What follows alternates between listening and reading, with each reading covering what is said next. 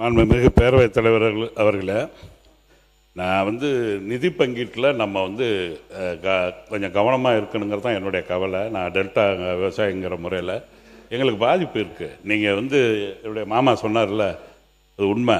எல்லா போரும் over tank போர் பேர் சொல்லி சொல்லுங்க. மாமான்னு சொன்னீங்கன்னா அவர் யார்? பூண்டி கலைவாணன். பூண்டி கலைவாணன். இப்போ மாமான்னு தான் சொல்ல முடியும். எனக்கு தெரியாது. உறவினர் அந்த அவை குறிப்பிலேருந்து அந்த சொல்ல நீக்கிடுங்க. சரி, மாமாவை நீக்கிறீங்களா? மாமாவை நீக்க சொல்ல அந்த சொல்ல தான் நீக்க சொல்கிறேன். அந்த சொல்ல தான் நீக்க சொல்கிறேன். ஏங்க என் மாமனுங்க, என் மாமா தான் சொல்ல முடியும். இருங்க ஒரு நிமிஷம் இருங்க. வேலை இல்லைங்க, அவர் மாமனா. ஒரு விஷயம் நல்லா புரிஞ்சுங்க. இருங்க. இதெல்லாம் இல்லை, நீங்கள்லாம் சீனியராக உட்காந்துருக்கீங்க. எங்கள் மாமானோன்னு எனக்கு எப்படி தெரியும்? ஜிஓ ஏதாவது இருக்கா? இருங்க ஏதாவது ஜிஓ இருக்கா? ஏதாவது கவர்மெண்ட் ஜிஓ இருக்கா? இவர் அவரோட மாமான்னு அதெல்லாம் தேவையில்லாத விஷயம். அதெல்லாம் நீங்கள் உங்களை பார்த்து நாங்கள் கற்றுக்கணும். இங்கிட்டு இருக்கிறவங்க சத்தம் போட்டு பேசாதீங்க. உட்காருங்க. உறுப்பினர் நீங்கள் பேசுங்க. உட்காருங்க. நீங்கள் உட்காருங்க. மாண்புமிகு துணைத் தலைவர் அவர்களே, நம்முடைய மாண்புமிகு முதலமைச்சர் அவர்கள் 2025 மார்ச் 5ஆம் தேதி ஒரு அருமையான அறிக்கை விட்டார். அந்த அறிக்கையை படித்திருக்கேன், அதை வச்சிருக்கேன். என்ன சொல்றாரு? நாடாளுமன்ற சட்டமன்ற உறுப்பினர்களின் பற்றாக்குறை என்பது ஒரு மக்கள் பிரச்சனையே இல்லை. அதைவிட மிக முக்கியமான ஜனநாயகம் சார்ந்த பல பிரச்சனைகள் நாட்டில் இருக்கின்றன. அவற்றை களைவதுதான் நமது முதன்மை பணியாக இருக்க வேண்டும் சொல்லியிருக்கார். ஆனால் இப்போ அதே முதலமைச்சர் நாடாளுமன்ற உறுப்பினர்களை கூட்டி இன்னும் தொகுதி மறுவரையே பட்ஜெட் இதில் சொல்லலை, பார்லிமெண்ட்டில் இவர் முன்கூட்டிய கூட்டம் போட்டு அந்த கவனத்தை மேகதாது அணைக்காகவோ காவேரி பிரச்சனையில் தண்ணி உடலைங்கிறதுக்காக நடத்தலைங்கிறது தான் என்னுடைய குற்றச்சாட்டு.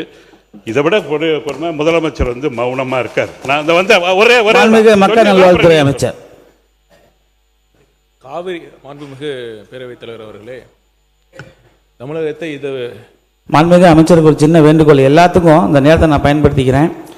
பழக்க தோசத்தில் நீங்கள் எல்லாமே மாண்புமிகு பேரவைத் தலைவர்னோன்னா அவர் சாப்பிட்டுட்டு இருக்கிறவர் திடீர்னு வந்துடுறாரு, அவருக்கு கொஞ்சம் ரெஸ்ட் கொடுங்க. அதனால் பேரவை துணைத் தலைவர் என்று நீங்கள் மென்ஷன் செய்யுங்க.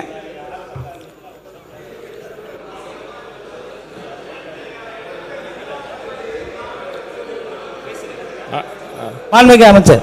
மாண்புமிகு உறுப்பினர் பேசுகையில் இந்த காவிரி பிரச்சனை, மேகதாது பிரச்சனைலாம் இப்போ தான் இது ஒரு 3 மாதமாக இருக்கிற மாதிரி தான் பேசிகிட்டு இருக்காரு. எத்தனை 50-60 வருடங்களாக இந்த பிரச்சனை தொடர்ந்து இருந்துட்டு இருந்திருக்கு. இத்தனை வருஷமாக நீங்கள் ஆட்சி பண்ணிட்டு இருந்தீங்க. இந்த பிரச்சனை ஏன் நீங்கள் ஏன் சாஃப்டாக இருந்தீங்க? இப்போ பார்த்தீங்கன்னா இப்போ நம்ம முதலமைச்சர் அந்த பிரச்சனைக்கு தீர்வு காண வேண்டும் என்பதற்காக அனைத்து முயற்சிகளையும் எடுத்துட்டு இருக்காங்க. சட்ட போராட்டங்களும் எடுத்துட்டு இருக்காங்க, பேச்சுவார்த்தை மூலமாகவும் முயற்சி பண்ணிட்டு இருக்காங்க. அதை விட்டுட்டு நீங்க சாஃப்டா இருக்காங்க அப்படிங்கிற மாதிரி ஒரு தவறான தகவலை நீங்க ஒரு பிரச்சாரத்தை இங்க பண்ணாதீங்க. இப்ப என்னன்னா, நீங்க ஏன் இது வரைக்கும் பண்ணல? இந்த பிரச்சனையை, காவிரி பிரச்சனையும் சரி, மேகதாது பிரச்சனைக்கும் சரி, நீங்க என்ன பண்ணீங்க? நீங்க இந்த பிரச்சனையை தீர்த்து வச்சீங்களா? என்ன முயற்சி பண்ணீங்க?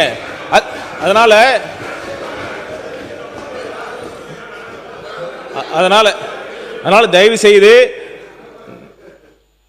பேரவைத் தலைவர் அவர்களே, இதற்காக அனைத்து முயற்சிகளும் நம்ம மேற்கொண்டுட்டு தான் இருக்கிறோம். இப்ப சட்ட போராட்டங்களும் சரி, பேச்சுவார்த்தை மூலமா முயற்சி பண்ணிட்டு இருக்கோம். அதனால தேவையில்லாம இங்க யாருக்கும் எந்த பயமும் கிடையாது. உங்களுக்கே தெரியும், எந்தவித அழுத்தம் இருந்தாலும் இந்த தேர்தலில் எந்த அளவுக்கு அச்சம் என்ற வார்த்தையே எங்க தலைவரின் அகராதியில கிடையாது. சரிங்களா? நன்றி.